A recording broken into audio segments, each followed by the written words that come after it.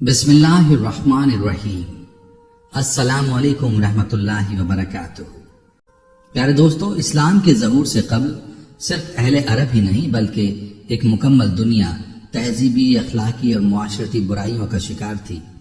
اس کی بڑی وجہ یہ تھی کہ یہودی اور عیسائی اپنی مذہبی کتابوں میں تحریف مرتب کر چکے تھے اور شریعت کی وضع کردہ اصول و قوانین کی جگہ ایسے خود ساختہ نظریات و عقائد کو اپنا لیا تھا جو ان کے مزاج اور طبیعت کے لیے موزوں تھے۔ نتیجہ یہ ہوا کہ آہستہ آہستہ اصل دین اور حقیقی قانون الہی کی صورت مسخ ہو کر رہ گئی اور عوام الناس اپنے علماء کی اندھی تقلید میں جاہلانہ رسومات میں الجھتے چلے گئے اور یوں دین سے دوری ہوتی گئی اور بت پرستی اور برائیاں عام ہوتی چلی گئیں۔ آج کی اس ویڈیو میں ہم عربوں کی تاریخ سے آپ کو آگاہ کریں گے اور آپ کو عربوں کے حالات سے آگاہ کریں گے کہ اسلام سے پہلے عرب میں کون کون سے قبائل تھے، ان کے عقائد کیا تھے اور دین سے کس قدر دور ہو چکے تھے۔ یاد ہے کہ تاریخ اسلام میں عربوں کی تاریخ کی بڑی اہمیت ہے اور ہر مسلمان کے لیے ضروری ہے کہ وہ عربوں کی تاریخ سے واقف ہو۔ تو آئیے آپ کو بتاتے ہیں کہ اسلام سے قبل عرب اقوام اور ان کی معاشرت کے کیا حالات تھے۔ پیارے دوستو، عرب کی تاریخ میں سیدنا ابراہیم علیہ السلام اور سیدنا اسماعیل علیہ السلام کے نام بڑی اہمیت کے حامل ہیں، اور جب بات کی جائے عرب کے قبائل کی تو ہمیں ان قبائل کے بارے میں سمجھنے کے لیے آغاز حضرت ابراہیم علیہ السلام سے کرنا ہوگا، کیونکہ ہمارے پیارے آقا بھی حضرت ابراہیم علیہ السلام کی اولاد میں سے ہیں۔ تو چلیے آپ کو عرب اور اسلام سے قبل عرب میں موجود قبائل کے بارے میں بتاتے ہیں۔ دوستو، یاد رہے کہ لفظ عرب کے معنی صحرا اور بے آب و گیا زمین کے ہیں۔ عہد قدیم سے یہ لفظ جزیرہ نما عرب اور اس میں بسنے والے لوگوں کے لیے بولا گیا ہے۔ عرب کے مغرب میں بحر احمر اور جزیرہ نما سینا ہے، مشرق میں خلیج عرب اور جنوبی عراق کا ایک بڑا حصہ ہے، جنوب میں بحر عرب ہے جو کہ دراصل بحر ہند کا پھیلاؤ ہے، شمال میں ملک شام اور کسی قدر شمالی عراق ہے۔ ان میں سے بعض سرحدوں کے بارے میں اختلاف بھی ہے۔ کل رقبے کا اندازہ 10 لاکھ سے 13 لاکھ مربع میل تک لگایا گیا ہے۔ نسلی لحاظ سے معرفین نے عرب اقوام کی 3 اقسام بیان کی ہیں۔ نمبر 1 عرب بائدہ، یعنی وہ قدیم عرب قبائل اور قومیں جو بالکل ناپید ہو گئیں اور ان کے متعلق ضروری معلومات بھی میسر نہیں، مثلا عاد، سمود، جدیس، تلسم، املاق، امیم، جرحم اور جاسم وغیرہ۔ نمبر 2 عرب عاربہ، یعنی وہ عرب قبائل جو یارب بن یشج بن قحطان کی نسل سے ہیں، انہیں قحطان عرب کہا جاتا ہے۔ نمبر 3 عرب مستعربہ، یعنی وہ قبائل جو سیدنا اسماعیل علیہ السلام کی نسل سے ہیں، انہیں عدنانی عرب کہا جاتا ہے۔ عرب عربی یعنی قحطانی عرب کا اصل گہوارہ ملک یمن تھا، یعنی ان کے خاندان اور قبیلے مختلف شاخوں میں پھوٹے اور پھلے اور بڑھے۔ ان میں سے 2 قبیلوں نے بہت شہرت حاصل کی، ایک حمیر جس کی مشہور شاخیں زید الجمہور، قزاح اور سجاسک ہیں، دوسرا کہلان جن کی مشہور شاخیں ہمدان، انمار، تی، مسجد، کندہ، لخم، جزام، ازد، اوس، خزرج اور اولاد جفا ہیں، جنہوں نے آگے چل کر ملک شام کے اطراف میں بادشاہت قائم کی اور آل غسان کے نام سے مشہور ہوئے۔ یاد رہے کہ عرب مستعربہ کے جد اعلیٰ سیدنا ابراہیم علیہ السلام اصلاً عراق کے ایک شہر کے باشندے تھے۔ یہ شہر دریائے فرات کے مغربی ساحل پر کوفہ کے قریب واقع تھا۔ اس کی کھدائی کے دوران جو چیزیں برآمد ہوئی ان سے اس شہر کے بارے میں بہت سی معلومات ملی ہیں اور سیدنا ابراہیم علیہ السلام کے خاندان کے بارے میں بعض تفصیلات معلوم ہوئی ہیں۔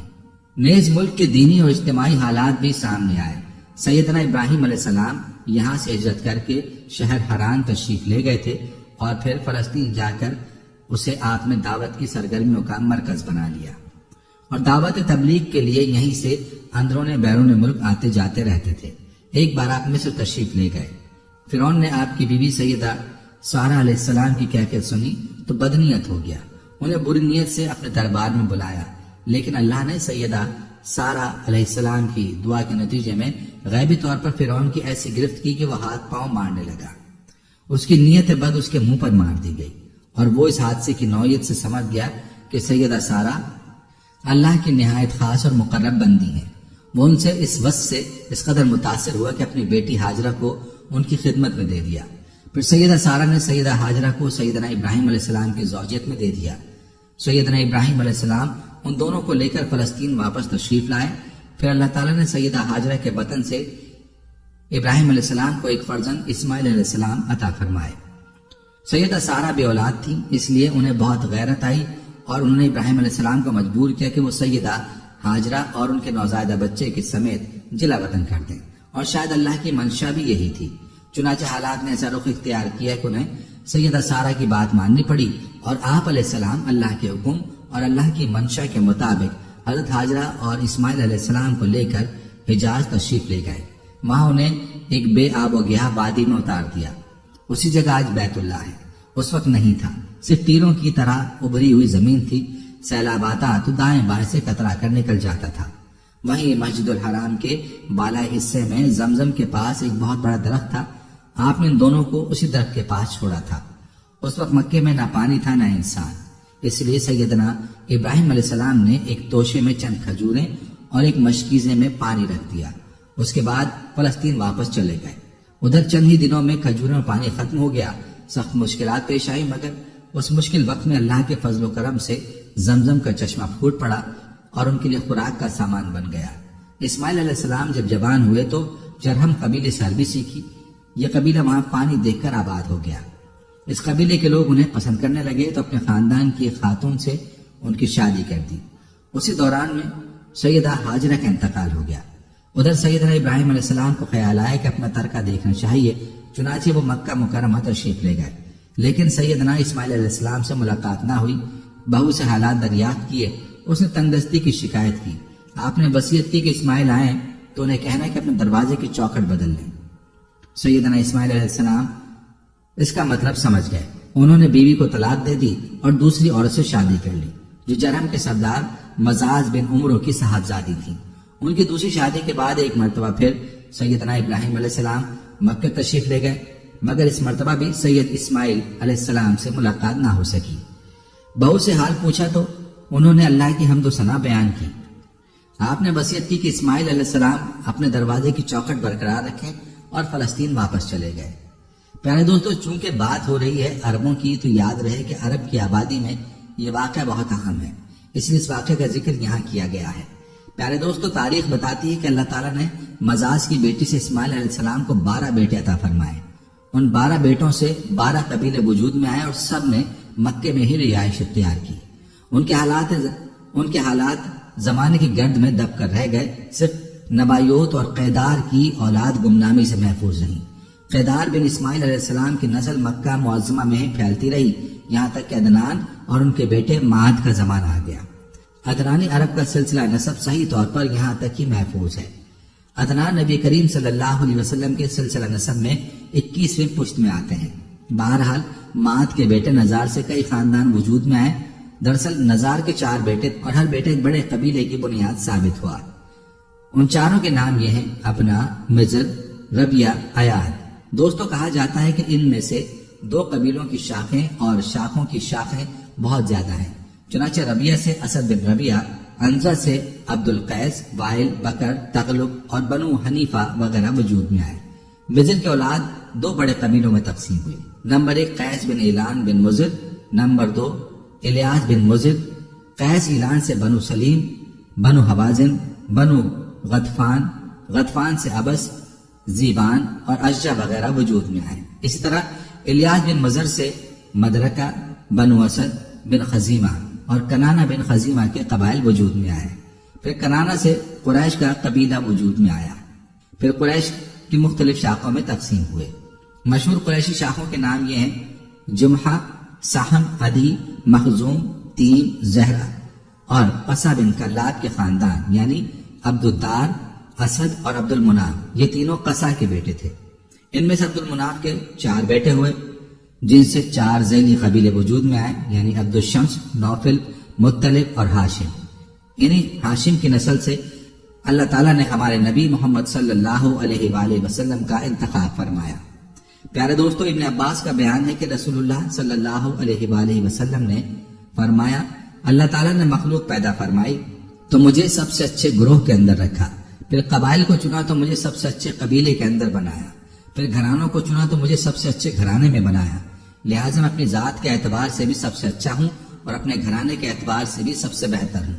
جس وقت جزیرہ عرب پر اسلام کا سورج طلوع ہوا، وہاں دو قسم کے حکمران تھے، ایک تاج پوش بادشاہ جو حقیقت میں آزاد اور خود مختار نہیں تھے، اور دوسرے قبائلی سردار جنہیں اختیارات کے حساب سے وہی حیثیت حاصل تھی جو تاج پوش بادشاہوں کی تھی، لیکن ان کی اکثریت کو ایک امتیاز یہ حاصل تھا کہ وہ مکمل طور پر آزاد اور خود مختار تھے۔ اس وقت تاج پوش حکمران یہ تھے: شاہان یمن، شاہان آل قسان یعنی شام، شاہان حریرہ یعنی عراق۔ باقی عرب حکمران تاج پوش نہ تھے۔ عرب عربہ میں سے قدیم ترین قوم سبا تھی، اور یعنی عراق سے جو کتابیں برآمد ہوئی ان میں 2.5 سال قبل مسیح کی ایک قوم کا ذکر ملتا ہے، لیکن اس کے عروج کا زمانہ 11 صدی قبل مسیح سے شروع ہوتا ہے۔ یاد رہے کہ اس قوم کی عرب تاریخ میں بڑی اہمیت ہے، اس لیے اس قوم کی تاریخ کا مختصر تذکرہ ضروری ہے۔ تو چلیے آپ کو مختصراً 300 عیسوی سے آغاز اسلام تک کے دور کے بارے میں بتاتے ہیں۔ تاریخ بتاتی کہ اس دور میں یمن کے اندر مسلسل اضطراب اور انتشار برپا رہا، انقلابات آئے، خانہ جنگیاں ہوئیں اور بیرونی قوموں کو مداخلت کے موقع ہاتھ آئے، یہاں تک کہ ایک وقت ایسا بھی آیا کہ یمن کی آزادی سلب ہو گئی۔ چنانچہ اس دور میں رومیوں نے عدن پر فوجی قبضہ کیا اور ان کی مدد سے حبشیوں نے حمیر اور ہمدان کی آپس کی کشمکش سے فائدہ اٹھایا اور 340 عیسوی میں پہلی بار یمن پر قبضہ کیا۔ یہ قبضہ 378 عیسوی تک برقرار رہا۔ اس کے بعد یمن کی آزادی تو بحال ہو گئی، لیکن معارب کے مشہور بند میں رکھنے پڑنا شروع ہو گئے، یہاں تک کہ 450 عیسوی یا 451 عیسوی میں بند ٹوٹ گیا اور وہ عظیم سیلاب آیا جس کا ذکر قرآن مجید کی سورہ سبا میں سیل ارم کے نام سے کیا گیا ہے۔ پھر 523 عیسوی میں ایک اور سنگین حادثہ پیش آیا، وہ یہ کہ یمن کے یہودی بادشاہ ذو نواس نے نجران کے عیسائیوں پر ایک ہیبت ناک حملہ کیا، انہیں عیسائی مذہب چھوڑنے پر مجبور کرنے کی کوشش کی، جس پر وہ آمادہ نہ ہوئے تو ذو نواس نے خندق کھدوا کر انہیں بھڑکتی ہوئی آگ میں جھونک دیا۔ قرآن مجید کی سورہ بروج میں اس واقعے کی طرف اشارہ کیا گیا ہے۔ اس واقعے کا نتیجہ یہ ہوا کہ عیسائیت انتقام لینے پر تل گئی۔ وہ پہلے ہی رومی بادشاہوں کی قیادت میں بلا وجہ عرب کی فتوحات کی تیاری کر چکے تھے، اپنے علاقوں کو وسیع کرنا چاہتے تھے۔ انہوں نے حبشیوں کو یمن پر حملے کی ترغیب دی، انہیں بحری بیڑا مہیا کیا۔ حبشیوں نے رومیوں کی شہ پا کر 525 عیسوی میں اریات کی قیادت میں 70,000 فوج سے یمن پر دوبارہ قبضہ کر لیا۔ قبضے کے بعد اریات نے شاہ حبش کی حیثیت سے یمن پر حکمرانی کی، لیکن پھر اس کی فوج کی ایک ماتحت کمانڈر ابراہا نے اسے قتل کر کے خود اقتدار پر قبضہ جما لیا اور شاہ حبش کو بھی راضی کر لیا کہ وہ اس قبضے کو تسلیم کر لیں۔ دوستو یاد رہے کہ یہ وہی ابراہا ہے جس نے بعد میں خانہ کعبہ کو ڈھانے کی کوشش کی اور ایک لشکر جرار کے ساتھ چند ہاتھیوں کو بھی لشکر میں شامل کر لیا، جس کی وجہ سے یہ لشکر اصحاب الفیل کے نام سے مشہور ہوا۔ عراق اور اس کے نواحی علاقوں پر اہل فارس کی حکمرانی چلی آ رہی تھی، اسے پارس بھی کہا جاتا ہے۔ اس کا زمانہ 557 تا 529 قبل مسیح ہے۔ اس کے مقابلے میں کسی کو آنے کی جرت نہیں تھی، یہاں تک کہ 326 قبل مسیح میں سکندر نے دارا اول کو شکست دے کر فارسیوں کی طاقت توڑ دی، جس کے نتیجے میں ان کا ملک ٹکڑے ٹکڑے ہو گیا۔ یہ انتشار 223 عیسوی تک جاری رہا۔ پھر عدنانی لوگ اپنا وطن چھوڑ کر اس طرف آئے، انہوں نے لڑ بھڑ کر جزیرہ فراتیہ کے ایک حصے پر اپنا قبضہ جما لیا۔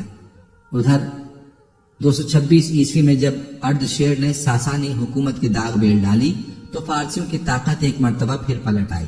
شاہان ہیرا کے پاس فارسی فوج کی ایک یونٹ ہمیشہ رہا کرتی تھی، جس سے باغیوں کی سرکوبی کا کام لیا جاتا تھا۔ پیارے دوستو، یہ بات مشہور ہے کہ مکے میں آبادی کا آغاز سیدنا اسماعیل علیہ السلام سے ہوا۔ آپ نے 137 سال کی عمر پائی اور تاحیات مکے کے سربراہ اور بیت اللہ کے متولی رہے۔ آپ کے بعد آپ کے 2 صاحبزادے نبایوت اور قیدار یکے بعد دیگرے مکے کے والی ہوئے۔ ان کے بعد ان کے نانا مزجار بن جرہم نے اقتدار اپنے ہاتھ میں لیا۔ اس طرح مکے کی سربراہی بنو جرہم کی طرف منتقل ہو گئی اور ایک مدت تک انہی کے ہاتھ میں رہی۔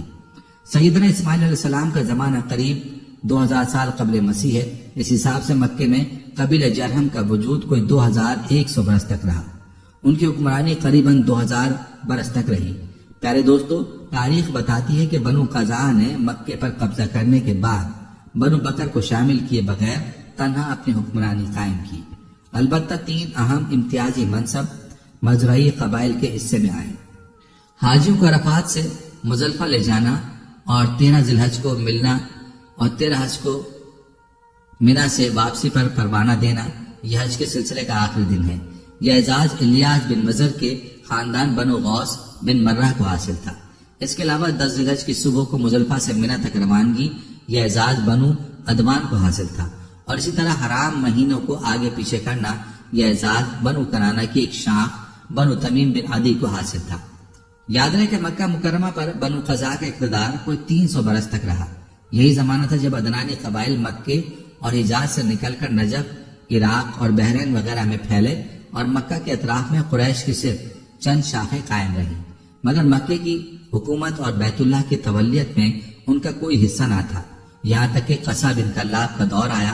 قصا نے مکے کا بندوبست اس طرح سے کیا کہ قریش کو مکے کے اطراف سے بلا کر پورا شہر ان میں تقسیم کر دیا اور ہر خاندان کا ٹھکانہ مقرر کر دیا۔ البتہ مہینے آگے پیچھے کرنے والوں کو ان کے مناسب پر برقرار رکھا، کیونکہ قصا یہ سمجھتا تھا کہ یہ ریت ہے، اس میں وہ رد و بدل کرنا درست نہیں۔ دوستو آپ کو بتاتے چلیں کہ قصا کا ایک کارنامہ یہ بھی ہے کہ اس نے حرم کعبہ کے شمال میں دار الندوہ تعمیر کیا۔ اس کا دروازہ مسجد کی طرف تھا۔ دار الندوہ دراصل قریش کی پارلیمنٹ تھی، جہاں تمام بڑے بڑے اور اہم معاملات کے فیصلے ہوتے تھے۔ قریش پر دار الندوہ کے بہت احسانات ہیں، کیونکہ یہ ان کے اتحاد کا ضامن تھا اور یہیں ان کے الجھے ہوئے مسائل احسن طریقے سے حل ہوتے تھے۔ یاد ہے کہ قصا کو عظمت اور سربراہی کے کئی مرتبے حاصل تھے۔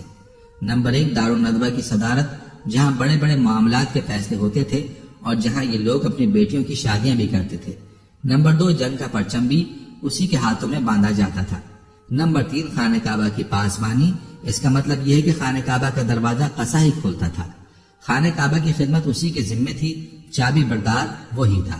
نمبر 4 سقایا یعنی پانی پلانا، اس کی صورت کچھ یوں تھی کہ حوض میں حاجیوں کے لیے پانی بھر دیا جاتا اور اس میں کچھ کھجور اور کشمش ڈال کر اسے شیریں بنایا جاتا تھا۔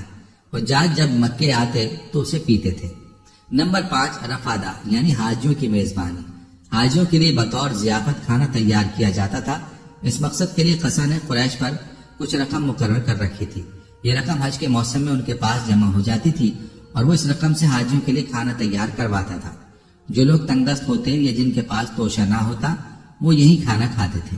اور دوستوں اس کے علاوہ کچھ اور عہدے بھی تھے جنہیں قریش نے آپس میں تقسیم کر رکھا تھا، ان کی تفصیل بھی مختصراً آپ کو بتاتے ہیں۔ نمبر 1 فال گیری، قسمت کا حال معلوم کرنے کے لیے بتوں کے پاس جو تیر رکھے رہتے تھے ان کی تبلیت، یہ منصب بنو جمحہ کو حاصل تھا۔ نمبر 2 مالیات کا نصب، یعنی بتوں کا قرب حاصل کرنے کے لیے جو نذرانے اور قربانیاں پیش کی جاتی تھیں ان کا انتظام کرنا۔ جھگڑوں اور مقدمات کا فیصلہ کرنا، یہ کام بنو سہم کو سونپا گیا۔ نمبر 3 اشناق یعنی جرمانوں کا نصب، اس منصب پر بنو تیم فائز تھا۔ نمبر 4 قومی پرچم اٹھانا، یہ بنو امیہ کا کام تھا۔ نمبر 5 فوجی کیمپ کا انتظام، یہ کام بنو مخزوم کے حصے میں آیا۔ نمبر 6 سفارت، یہ کام بنو عدی کا تھا۔ قبائل میں سردار کو وہی اختیارات حاصل تھے جو کسی بادشاہ کو حاصل ہوتے ہیں، حتیٰ کہ بعض کرداروں کا یہ حال تھا کہ اگر کبھی وہ بگڑ جاتے تو ہزاروں تلواریں بے نیام ہو جاتی تھیں، اور وہ یہ بھی نہیں پوچھتے تھے کہ سردار کے غصے کا سبب کیا ہے۔ جزیرہ عرب کے 3 سرحدی علاقے تھے، یہ تینوں غیر ممالک کے پڑوس میں تھے۔ ان کی سیاسی حالت سخت پریشان کن تھی، وہاں انتشار کی کیفیت تھی، انسان ظالم یا مظلوم، حاکم تھا یا محکوم، بس انہی 2 طبقوں میں بٹا ہوا تھا۔ تمام تر قبائل سربراہوں کو، خاص طور پر غیر ملکی سربراہوں کو حاصل تھے، اور سارا بوجھ غلاموں کے سر تھا۔ وہ طرح طرح کے ظلم و ستم برداشت کرتے تھے، زبان نہیں کھول سکتے تھے کیونکہ حکمرانی جبری تھی۔ انسانی حقوق نام کی کسی چیز کا دور دور تک کوئی نشان نہیں تھا۔ یاد رہے کہ عرب کے عام باشندے اسماعیل علیہ السلام کی تبلیغ کے نتیجے میں دین ابراہیم کے پیروکار تھے، اس لیے صرف اللہ کی عبادت کرتے تھے اور توحید پر کاربند تھے۔ لیکن وقت گزرنے کے ساتھ ساتھ انہوں نے اللہ کے احکامات کو بھلا دیا، پھر بھی ان کے اندر توحید اور دین ابراہیم کے کچھ آثار باقی رہے، یہاں تک کہ بنو قزا کا سردار عمر بن روحی منظر عام پر آیا۔ اس کی نشو نما نیکی، صدقہ خیرات اور دینی باتوں میں دلچسپی کی بنیاد پر ہوئی تھی، اس لیے لوگوں نے اسے محبت کی نگاہ سے دیکھا، اسے بڑے عالم اور اللہ کا ولی سمجھ کر اس کی پیروی کی۔ پھر اس شخص نے ملک شام کا سفر کیا، اس نے دیکھا وہاں بتوں کی پوجا ہو رہی تھی۔ اس نے سمجھا کہ یہ طریقہ بھی اچھا ہے اور برحق ہے، کیونکہ ملک شام پیغمبروں کی سرزمین تھی، آسمانی کتابیں وہاں نازل ہوئی تھیں چنانچہ وہاں سے واپسی پر اپنے ساتھ حبل بت بھی لے آیا اور اسے خانہ کعبہ کے اندر نصب کر دیا۔ اہل مکہ کو خانہ کعبہ کے ساتھ شرک کی دعوت دی۔ اہل مکہ نے اس پر لبیک کہا۔ اس کے بعد بہت جلد اس میں حجاز کے باشندے بھی شامل ہو گئے، وہ بھی ان کے نقش قدم پر چل پڑے۔ اس طرح عرب میں بت پرستی کا آغاز ہو گیا، اور یوں بت پرستی کی وجہ سے عرب قبائل کے عقائد میں بہت سی تبدیلیاں آئیں اور بہت سی بدعات کا آغاز ہوا۔ یہ بدعات کیا تھی اور اس کے بعد عربوں کے حالات نے کیا رخ اختیار کیا، آئیے اس بارے میں آپ کو بتاتے ہیں۔ پیارے دوستو، تاریخ بتاتی ہے کہ حبل کے علاوہ عرب کے قدیم ترین بتوں میں سے ایک منع تھا، جو کہ بحر احمر کے ساحل پر نصب تھا۔ اس کے بعد حجاز کے ہر خطے میں بتوں کی بھرمار ہو گئی۔ کہا جاتا ہے کہ ایک جن عمر بن لوحی کے تابع تھا، اس نے بتایا کہ قوم نوح کے بت جدہ میں دفن ہے۔ اس اطلاع پر وہ جدہ گیا اور ان بتوں کو کھوج نکالا اور ان کو واپس لایا اور حج کے زمانے میں ان کو مختلف قبائل کے حوالے کیا۔ یہ قبائل ان بتوں کو اپنے اپنے قبائل میں لے گئے۔ اس طرح ہر قبیلے میں اور ہر گھر میں ایک ایک بت ہو گیا۔ اسی پر بس نہیں کی، بلکہ اس کے بعد مشرکین نے مسجد حرام کو بھی بتوں سے بھر دیا، جبکہ چنانچہ جب مکہ فتح ہوا تو بیت اللہ اور مسجد الحرام اور ان کے ارد گرد 360 بت تھے۔ یاد رہے کہ اہل جاہلیت یہ سمجھتے تھے کہ بتوں کی پوجا دین ابراہیم میں تبدیلی نہیں بلکہ بدعت حسنہ ہے۔ ان میں بت پرستی کی کیا کیا رسومات روایت تھی، اس کا مختصر نقشہ کچھ یوں ہے۔ نمبر 1، اس دور کے جاہل مشرک بتوں کے پاس مجاہد بن کر بیٹھتے تھے، ان کی پناہ ڈھونڈتے تھے، انہیں زور زور سے پکارتے تھے، حاجت روائی اور مشکل کشائی کے لیے ان کو پکارتے تھے اور سمجھتے تھے کہ وہ اللہ کی سفارش کر کے ان کی مشکل حل کروا دیں گے۔ نمبر 2، وہ بتوں کا حج اور طواف کرتے تھے، ان کے سامنے عجز و نیاز سے پیش آتے، انہیں سجدہ کرتے تھے۔ نمبر 3، بتوں کے لیے نذرانے اور قربانیاں پیش کرتی تھی، اور قربانی کے ان جانوروں کو کبھی بتوں کے آستانوں پر جا کر ذبح کرتے تھے اور کبھی کسی اور جگہ ذبح کر لیتے تھے، مگر بتوں کے نام پر ذبح کرتے تھے۔ ذبح کی ان دونوں صورتوں کا ذکر اللہ تعالیٰ نے قرآن مجید میں سورہ المائدہ کی آیت نمبر 33 میں یوں بیان کیا ہے، یعنی وہ جانور بھی حرام ہیں جو آستانوں پر ذبح کیے گئے ہوں۔ دوسری جگہ یعنی سورہ انعام کی آیت 121 سے فرماتے ہیں، یعنی اس جانور کا گوشت مت کھاؤ جس پر اللہ کا نام نہ لیا گیا ہو۔ نمبر 4، بتوں کا قرب حاصل کرنے کا ایک طریقہ یہ بھی تھا کہ مشرکین اپنی سمجھ کے مطابق اپنے کھانے پینے کی چیزیں اور کھیتی کی پیداوار کا ایک حصہ بتوں کے لیے خاص کرتے تھے۔ اس سلسلے میں ان کا دلچسپ رواج یہ تھا کہ وہ اللہ کے لیے بھی اپنے جانوروں اور کھیتی کا ایک حصہ خاص کرتے تھے، پھر مختلف اسباب کی بنا پر اللہ کا حصہ تو بتوں کی طرف منتقل کر سکتے تھے، لیکن بتوں کا حصہ کسی بھی حال میں اللہ کی طرف منتقل نہیں کر سکتے تھے۔ اس بری عادت کا تذکرہ بھی اللہ نے سورہ انعام کی آیت 136 میں یوں بیان کیا ہے، اللہ تعالیٰ نے جو کھیتی اور چوپائے پیدا کیے ہیں اس کا ایک حصہ انہوں نے اللہ کے لیے مقرر کیا، اور خود کہتے ہیں کہ یہ اللہ کے لیے ہے اور یہ ہمارے شرکاء کے لیے ہے۔ تو جو ان کے شرکاء کے لیے ہوتا ہے وہ تو اللہ کے لیے نہیں پہنچتا، مگر جو اللہ کے لیے ہوتا ہے وہ ان کے شرکاء کے لیے پہنچ جاتا ہے۔ کتنا برا ہے وہ فیصلہ جو یہ لوگ کرتے ہیں۔ نمبر 5، بتوں کا قرب حاصل کرنے کے لیے ایک طریقہ یہ بھی تھا کہ وہ مشرکین چوپایوں اور کھیتی میں مختلف قسم کی نظریں مانتے تھے۔ اللہ تعالیٰ سورہ انعام کی آیت 138 میں فرماتے ہیں، ان مشرکوں نے اپنے خیال پر یہ بھی کیا کہ یہ چوپائے اور کھیتیاں مکروہ ہیں، انہیں وہی کھا سکتا ہے جنہیں ہم چاہیں، اور یہ وہ چوپائے ہیں جن کی پیٹھ حرام کی گئی ہے، یعنی نہ ان پر سواری کی جا سکتی ہے اور نہ سامان لادا جا سکتا ہے، اور کچھ چوپائے ایسے ہیں جن پر یہ اللہ پر افترا کرتے ہوئے اللہ کا نام نہیں لیتے۔ یہ تھے ان کے عقائد۔ انہی جانوروں میں بحیرہ، صائبہ اور حام تھے۔ سیرت نگار ابن اسحاق کہتے ہیں کہ بحیرہ صائبہ کی بچی کو کہا جاتا ہے، اور صائبہ اس اونٹنی کو کہا جاتا ہے جس پر پے در پہ مادہ بچے پیدا ہوں، درمیان میں کوئی نر نہ ہو۔ ایسی اونٹنی کو آزاد چھوڑ دیا جاتا تھا، اس پر سواری نہیں کی جاتی تھی، اس کے بال بھی نہیں کاٹے جاتے تھے، اور مہمان کے سوا اس کا دودھ کوئی بھی نہیں پی سکتا تھا۔ اس کے بعد وہ اپنی جو مادہ بچہ جنتی اس کا کان چیر دیا جاتا اور اسے بھی اس کی ماں کے ساتھ آزاد چھوڑ دیا جاتا، اس پر سواری بھی نہ کی جاتی، اس کے بال نہ کاٹے جاتے، اور مہمان کے سوا کوئی اس کا دودھ نہیں پیتا۔ اسی کو بحیرہ کہتے ہیں، اور صائبہ اس کی ماں ہے۔ حام اس اونٹ کو کہتے ہیں جس کی اونٹنی سے پے در پہ مادہ بچے ہوتے تھے، درمیان میں کوئی نر نہ ہوتا۔ ایسے میں اونٹ کی پیٹھ محفوظ کر دی جاتی۔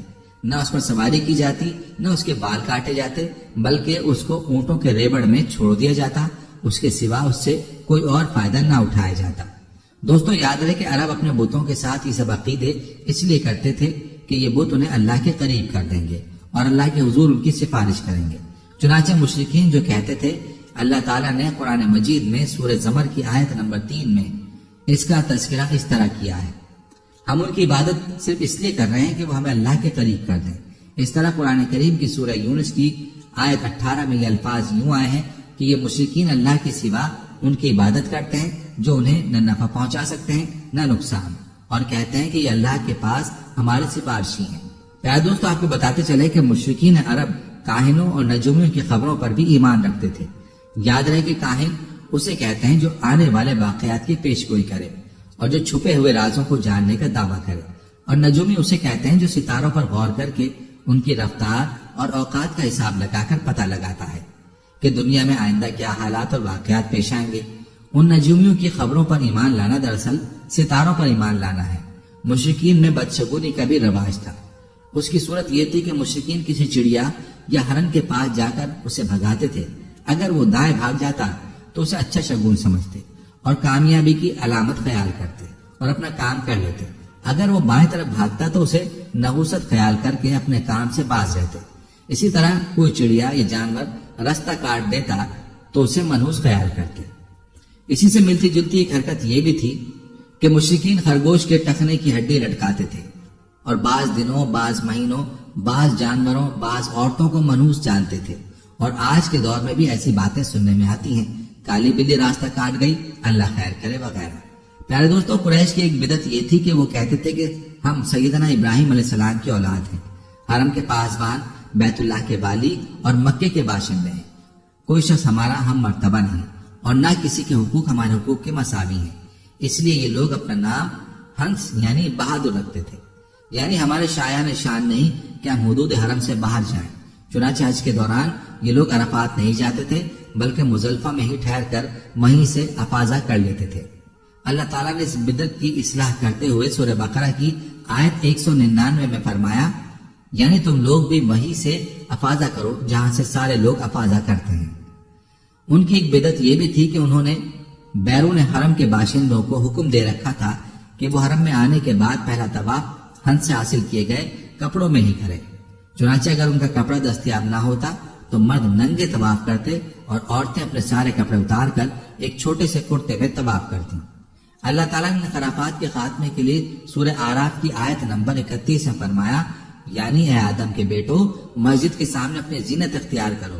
یہ دین یعنی شرک و بت پرستی اور توہمات اور خرافات پر مبنی عقیدے والا دین عام اہل عرب کا دین تھا۔ اس کے علاوہ جزیرے عرب کے مختلف اطراف میں یہودیت، مسیحیت اور مجوسیت نے قدم جما لیے تھے۔ جزیرہ عرب میں یہودیت کا دور اس وقت سے شروع ہوتا ہے جب فلسطین میں بابل اور آشور کی حکومت تھی۔ آشور کی حکومت کی فتوحات کی وجہ سے یہودیوں کو اپنا وطن چھوڑنا پڑا۔ اس حکومت کی سخت گیری کے ہاتھوں یہودی بستیوں کی تباہی اور ویرانی کا نتیجہ یہ ہوا کہ یہودیوں کی ایک جماعت فلسطین چھوڑ کر حجاز کے شمال میں آ بسی اور یثرب اور خیبر میں آباد ہو کر یہاں باقاعدہ اپنی بستیاں بسا لیں، قلعے تعمیر کر لیے اور گڑھیاں بنا لی۔ وطن چھوڑ کر آنے والے ان یہود کے ذریعے عرب باشندوں میں کسی قدر یہود کا بھی رواج ہوا اور اسلام کے ظہور سے پہلے اس کو بھی ایک اچھی بھلی حیثیت حاصل ہو گئی۔ پیارے دوستو، آپ جانتے ہیں کہ اسلام کے ظہور کے وقت مشہور یہود قبائل کون کون سے تھے؟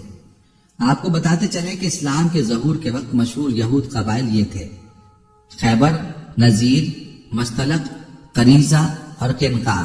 جہاں تک عیسائی مذہب کا تعلق ہے، عرب میں اس کی آمد حبشی اور رومی قبضہ گیروں اور روم فاتحین کے ذریعے ہوئی۔ یمن پر حبشیوں کا قبضہ پہلی بار 340 عیسوی میں ہوا اور 378 عیسوی تک برقرار رہا۔ اس دوران یمن میں مسیحی مشن کام کرتا رہا۔ تقریباً اسی زمانے میں ایک متقی اور پرہیزگار شخص نجران پہنچا اور وہاں کے باشندوں میں عیسائی مذہب کی تبلیغ کی۔ نجران کے لوگوں کو اس کے دین میں کچھ ایسی سچی علامات نظر آئیں کہ وہ عیسائی ہو گئے۔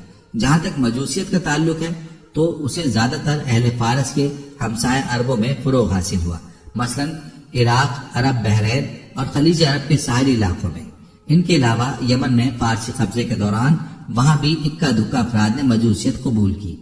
یاد رہے کہ عرب کے باقی دینوں کو ماننے والوں کا حال بھی مشرکین جیسا تھا، کیونکہ ان کے دل بھی یکساں تھے، عقائد ایک سے تھے اور رسم و رواج میں ہم آہنگی تھی۔ عرب آبادی مختلف طبقات میں بٹی ہوئی تھی، ہر طبقے کے حالات ایک دوسرے سے بہت زیادہ مختلف تھے۔ چنانچہ معزز طبقے میں عورت اور مرد کا تعلق خاصا ترقی یافتہ تھا۔ عورت کو بہت خود مختاری حاصل تھی، اس کی بات مانی جاتی تھی، اس کی اس قدر حفاظت اور احترام کیا جاتا کہ اس کی خاطر تلواریں سونت دی جاتی تھی، خون ریزی ہو جاتی تھی۔ آدمی جو اپنی شجاعت اور بہادری پر بات کرنا چاہتا، اپنی تعریف کرنا چاہتا، تو عموماً عورت ہی کو مخاطب کرتا۔ شجاعت اور سخاوت کو ان کے درمیان بہت بڑا درجہ حاصل تھا۔ اکثر اوقات ان میں صلح کے لیے عورت ہی عام کردار ادا کرتی تھی۔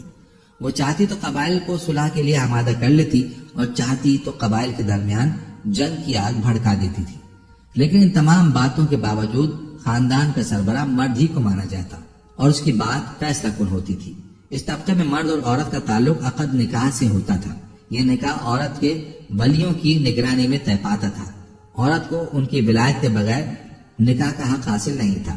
ایک طرف معزز لوگوں کا یہ حال تھا، دوسری طرف دوسرے طبقوں میں مرد عورت کے اختلاع کی اور بھی کئی صورتیں تھیں جنہیں بدکاری، بے حیائی، فحاشی اور زناکاری کے علاوہ کوئی دام نہیں دیا جا سکتا۔ زمانے جاہلیت میں کسی حد کے بغیر متعدد بیویوں کا رکھنا ایک عام سی بات تھی۔ لوگ دو سگی بہنوں کو بیک وقت اپنے نکاح میں رکھ لیتے تھے۔ باپ کی بیوی کو طلاق دینے کے بعد اس کے فوت ہونے پر بیٹا اپنی سوتیلی ماں سے بھی نکاح کر لیتا تھا۔ طلاق کا اختیار مرد کو حاصل تھا اور اس کی کوئی بھی حد مقرر نہیں تھی۔ زناکاری تمام طبقات میں عروج پر تھی۔ البتہ کچھ مرد اور کچھ عورتیں ایسے ضرور تھے جنہیں اپنی بڑائی کا احساس گندگی کے کیچڑ میں لت پت ہونے سے باز رکھتا۔ پھر آزاد عورتوں کا حال لونڈیوں کی نسبت اچھا تھا۔ اصل مصیبت لونڈیاں ہی تھیں۔ ایسا لگتا ہے کہ ان جاہلوں کی اکثریت اس برائی کی طرف متوجہ ہونے میں کوئی آر محسوس نہیں کرتی تھی۔ دوستو، باپ کو بتاتے چلے کہ جاہلیت میں باپ بیٹے کا تعلق بھی مختلف نوعیت کا تھا۔ کچھ تو ایسے تھے جو کہتے تھے کہ ہماری اولاد ہمارے کلیجے ہیں جو روئے زمین پر چلتے پھرتے ہیں، جبکہ کچھ لوگ ایسے بھی تھے جو لڑکیوں کو رسوائی کے خوف سے زندہ دفن کر دیتے تھے اور بچوں کو فقر و فاقے کے ڈر سے مار ڈالتے تھے۔ تاہم یہ کہنا مشکل ہے کہ یہ سنگ دلی بڑے پیمانے پر رائج تھی۔ خرافات کا دور دورہ تھا، لوگ جانوروں جیسی زندگی گزار رہے تھے۔ عورت بیچی اور خریدی جاتی تھی، بعض اوقات اسے مٹی اور پتھر جیسا سلوک کیا جاتا تھا۔ قوم کے باہمی تعلقات کمزور بلکہ ٹوٹے ہوئے تھے۔ اور دوستو، جہاں تک بات ہے حکومتوں کی، تو ان کو صرف اپنا خزانہ بھرنے سے ہی فرصت نہیں تھی یا مخالفوں پر فوج کشی کرنے کی فکر تھی۔ اقتصادی حالت بھی خراب تھی، صرف تجارت ہی ان کے نزدیک ضروریات زندگی حاصل کرنے کا سب سے اہم ذریعہ تھی، اور تجارت کے لیے امن و سلامتی کی فضا کا ہونا ضروری، ورنہ تجارتی آمد و رفت نہیں ہو سکتی تھی۔ جبکہ ان کا حال یہ تھا کہ سوائے حرمت والے مہینوں کے امن و سلامتی کا کوئی نام و نشان نہیں تھا۔ یہی وجہ ہے کہ صرف حرمت والے مہینوں میں عرب کے مشہور بازار لگتے تھے۔ جہاں تک صنعتوں کا معاملہ ہے تو عرب اس میدان میں ساری دنیا سے پیچھے تھے۔ کپڑے کی بنائی اور چمڑے کی رنگائی وغیرہ کی شکل میں جو چند صنعتیں پائی بھی جاتی تھیں وہ یمن، ہیرا اور شام سے ملے ہوئے علاقوں میں تھیں۔ البتہ اندرون عرب میں غلہ بانی اور کھیتی باڑی کا کسی قدر رواج تھا۔ ساری عرب عورتیں سوت کاٹتی تھیں، لیکن مشکل یہ تھی کہ سارا مال و متاع ہمیشہ لڑائیوں کی زد میں رہتا تھا۔ غربت عام تھی، لوگ ضروری لباس تک سے محروم تھے۔ دوستو، یہ بات تو مشہور اور عام ہے کہ اہل جاہلیت میں کمینی اور رذیل عادات پائی جاتی تھیں، عقل کے خلاف باتوں کی بھرمار تھی۔ تاہم ان میں کچھ پسندیدہ اخلاق بھی تھے۔ ان اصلاحات کو دیکھ کر انسان دنگ رہ جاتا ہے۔ نمبر 1، ان کی خوبی یہ تھی کہ وہ ایک دوسرے سے آگے نکل جانے کی کوشش میں لگے رہتے تھے، اور اس پر فخر کرنے کا عالم یہ تھا کہ عرب کے آدھے اشعار اسی کی نظر ہو جاتے تھے۔ اس وصف کی بنیاد پر کوئی اپنی تعریف کرتا تو کوئی دوسروں کی۔ حالت یہ تھی کہ سخت سردی اور بھوک کی حالت میں بھی کوئی مہمان آ جاتا اور میزبان کے پاس اپنی سواری والی اونٹنے کے سوا کچھ نہ ہوتا اور کنبے کی ضرورت پوری کرنے کا ذریعہ بھی وہی سواری ہوتی تو مہمان کے لیے ذبح کر دیتا۔ وہ جوا کھیلتے تھے۔ ان کا خیال تھا کہ یہ بھی سخاوت کی ایک قسم ہے، کیونکہ انہیں جو نفع حاصل ہوتا یا نفع حاصل کرنے والوں سے جو کچھ زائد بچتا رہتا اس کو مسکینوں کو دے دیتے تھے۔ اس لیے قرآن پاک نے شراب اور جوئے کے نفع کا سرے سے ہی ذکر نہیں کیا، بلکہ سورہ بقرہ کی آیت 219 سے فرمایا، ان دونوں کا گناہ ان کے نفع سے بڑھ کر ہے۔ نمبر 2 ایفا عہد، یعنی وعدے کا پورا کرنا بھی دور جاہلیت کے اخلاق میں فاضلہ میں سے تھا۔ عہد کو ان کے نزدیک دین کی حیثیت حاصل تھی، جس سے وہ ہر حال میں چمٹے رہتے تھے اور اس راستے میں اپنی اولاد کا خون اور اپنے گھر بار کی تباہی بھی ہیچ سمجھتے تھے۔ نمبر 3 خودداری اور عزت نفس پر قائم رہنا اور ظلم و جبر برداشت نہ کرنا بھی اہل جاہلیت کے اوصاف میں سے تھا۔ اس کا نتیجہ یہ تھا کہ ان کی شجاعت اور غیرت حد سے بڑھی ہوئی تھی اور وہ فوراً بھڑک اٹھتے تھے اور چھوٹی سے چھوٹی توہین آمیز بات پر تلوار اور نیزہ اٹھا لیتے تھے اور نہایت خون ریز جنگ چھڑ جاتی اور انہیں اس جنگ میں اپنی جان کی قطن پرواہ نہ رہتی تھی۔ نمبر 4 عزائم کی تکبیر۔ اہل جاہلیت میں ایک خاص بات یہ تھی کہ جب وہ کسی کام کو فخر کا ذریعہ سمجھ کر انجام دینے پر تل جاتے تو پھر کوئی رکاوٹ انہیں روک نہیں سکتی تھی، وہ اپنی جان پر کھیل کر اس کام کو انجام دے ڈالتے تھے۔ نمبر 5 سنجیدگی اور بردباری۔ یہ خوبی بھی ان کے قریب قابل فخر تھی کیونکہ ان کی شجاعت حد سے بڑھ کر تھی۔ نمبر 6 سادگی، یعنی رہن سہن کی الجھنوں اور داو پیچ سے نا واقف تھے۔ اس کا نتیجہ یہ تھا کہ ان میں سچائی اور امانت داری پائی جاتی تھی، دھوکہ دہی اور بدعہدی سے دور تھے۔ ان کے اخلاق میں ایفا عہد، عزم کی پختگی سب سے زیادہ نفع مند تھی، کیونکہ زبردست قوت اور پختہ ارادے کے بغیر شر و فساد کا اختتام اور نظام عدل کا قیام ممکن نہیں تھا۔ پیارے دوستو، یہ تھا تذکرہ اہل اسلام سے پہلے عربوں کے عقائد کا، اور ان کی خامیاں اور خوبیاں بھی آپ نے ملاحظہ کی۔ دوستو، خلاصہ کلام یہ ہے کہ جس وقت رسول اکرم صلی اللہ علیہ وآلہ وسلم کی ولادت باسعادت ہوئی، اس وقت مذکورہ جاہلانہ رسومات، خود ساختہ مذہبی اور سماجی بندشیں اور تہذیب و اخلاقی تنزلی اپنے عروج پر تھی۔ ہر طرف فتنہ و فساد کا تنور دہک رہا تھا، سماج میں تخریب کاری اور اوہام پرستی کا رواج تھا، دنیا شرک و تسلیس کے اندھیروں میں بھٹک رہی تھی۔ آبادی کے تناسب سے خدا وجود میں آ رہے تھے، ہر قبیلہ اپنے بنائے ہوئے خدا پر ناز کرتا تھا، عوام فکری اور اخلاقی تخریب کاری کا شکار تھے۔ عرب کے صحراؤں میں انسان نما جانور رہتے تھے جو بات کا بتنگڑ بنانے میں دیر نہیں کرتے تھے، بلکہ فساد و خون ریزی ان کی عادت کا حصہ بن چکی تھی۔ عرب کو جلی ہوئی زمین کے نام سے یاد کیا جاتا تھا۔ عرب کے لوگ اس حد تک جہالت میں مبتلا ہو چکے تھے کہ انہیں اپنے خونی رشتوں کی کوئی پاسداری کا خیال نہیں تھا، گویا کہ ان لوگوں کے دلوں میں تھوڑا سا خوف خدا اور انسانیت نامی چیز نہیں ہوتی تھی۔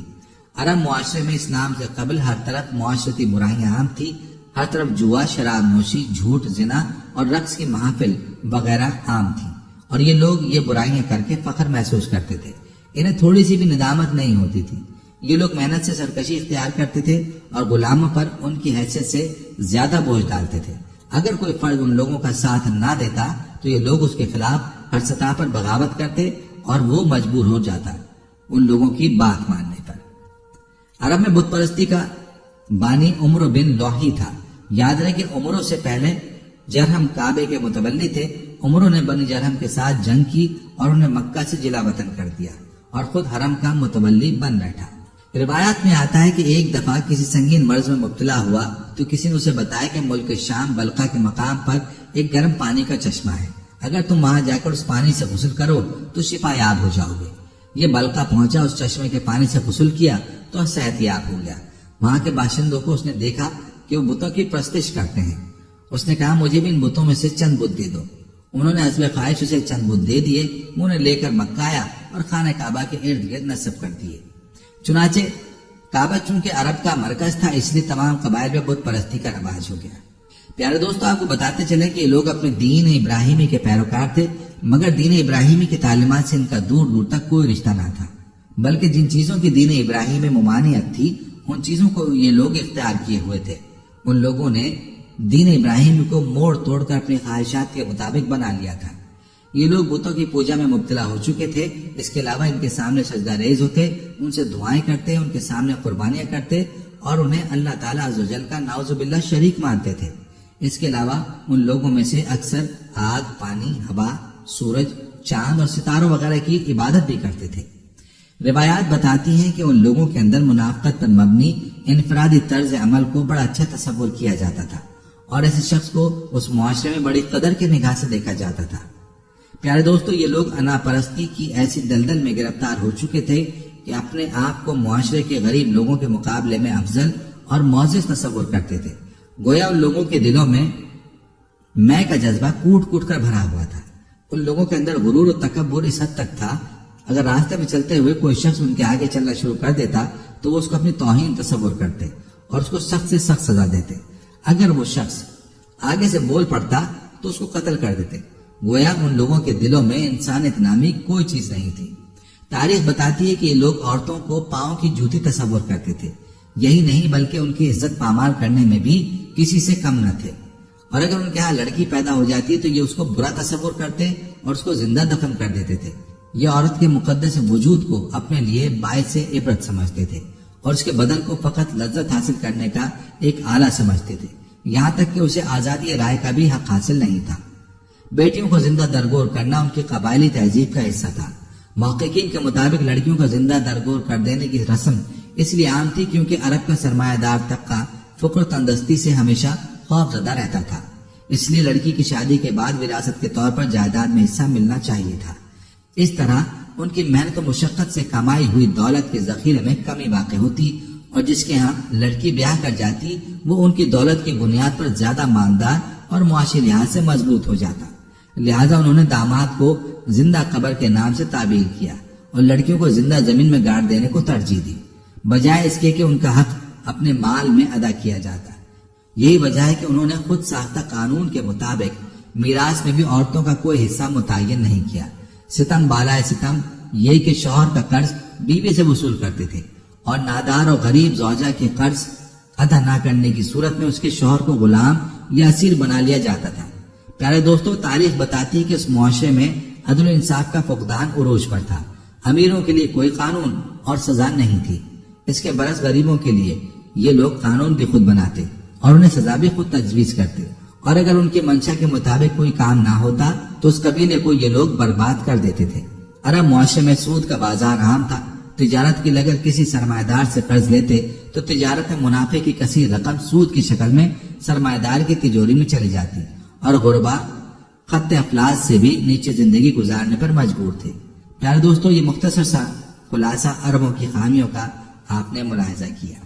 جس وقت اسلام دنیا میں آیا، مشرق و مغرب دونوں جہانوں پر جہالت کی تاریخ چھائی ہوئی تھی۔ ظہور اسلام سے بہت پہلے ان اقوام کی علمی اور ثقافتی سرگرمیاں ختم ہو چکی تھیں اور وہ جمود کی زندگی بسر کر رہے تھے۔ انسانیت عاملیت اور شہنشاہیت کے ظلم کا شکار تھی۔ شرف انسانی کی ہر قدر پامال ہو چکی تھی۔ جزیرہ نمائے عرب ہی نہیں، پوری دنیا ظلم و جبر کا منظر پیش کر رہی تھی۔ انسانی حقوق کا ہر تصور حکمرانوں کی انا کے گرد میں گم ہو چکا تھا۔ یاد رہے کہ انہی حالات میں دیگر انبیاء کرام نے بھی بشارتیں دی تھیں کہ ایک نبی رحمت آنے والے ہیں، اور وہ ابر رحمت قریش کے سردار عبد المطلب کے گھر عبداللہ کی بیوہ آمنہ کے بطن سے پیدا ہوا، اور اس نبی مکرم صلی اللہ علیہ وآلہ وسلم کی پیدائش پر رب کائنات نے یہ معجزہ دکھایا کہ نور کی تجلیات سے شام کے محلات روشن ہو گئے، بیت اللہ میں رکھے گئے بت سر نیگوں ہو گئے، آتش کدہ ایران جو صدیوں سے روشن چلا رہا تھا بجھ گیا، اور پوری کائنات ارضی کو یہ پیغام ربانی دیا گیا کہ اب وہ ہستی کائنات میں تشریف لا چکی ہے جو ہر قسم کے شرک و ضلالت کو اپنے پائے استحقار تلے روننے والی ہے۔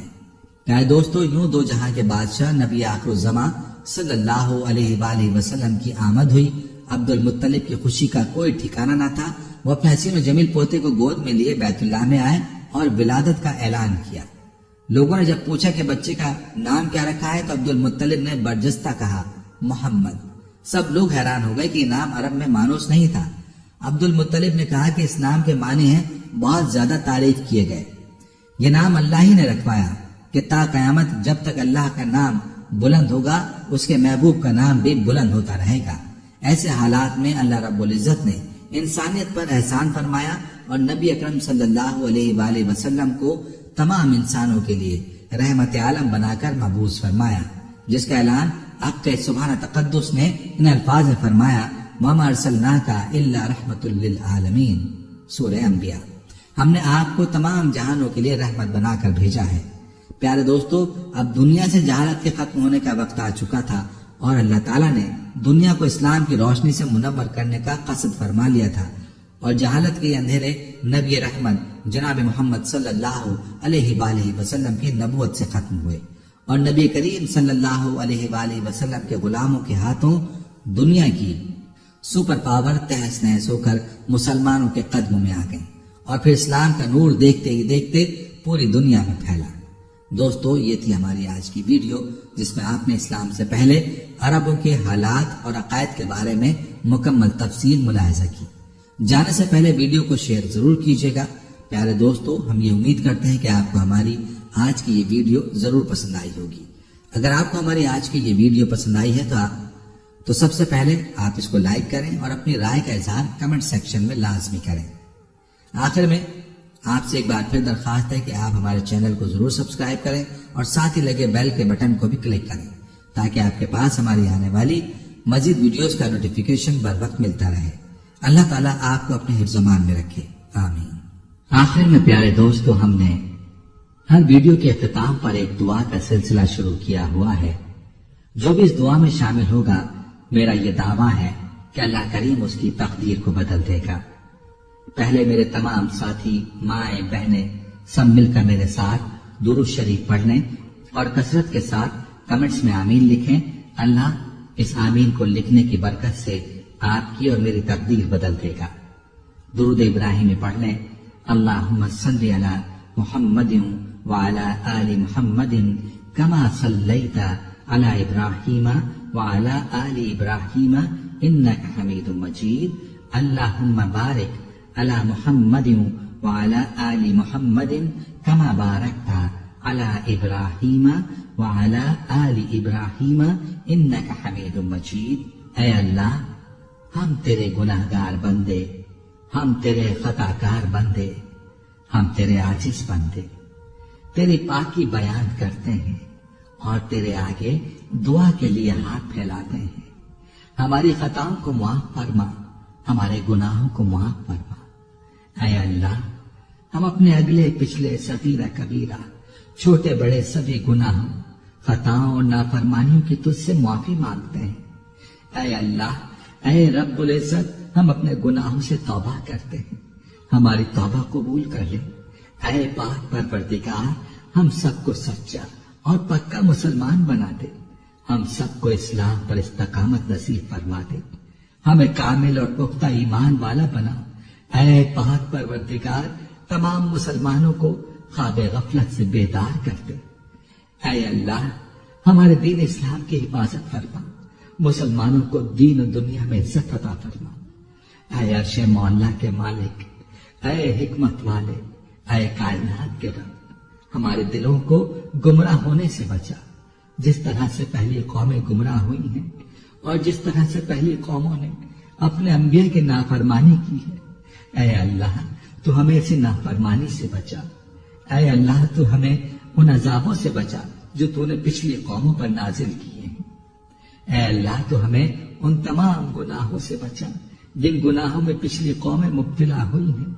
اے مولا کریم، تو ہماری حفاظت فرما ہر اس فعل سے جو تیری ناراضگی اور تیرے غضب کا سبب بنا۔ اے اللہ، ہماری زندگی کو اپنی چاہت کے مطابق ڈھال دے، ہمیں صرف اور صرف نیکی کی توفیق عطا فرما، ہم نیکی کی باتوں کو سننے والے بن جائیں اور ان پر عمل کرنے والے بن جائیں، اور نیکی کی باتوں کو پھیلانے کی ہمیں توفیق عطا فرما۔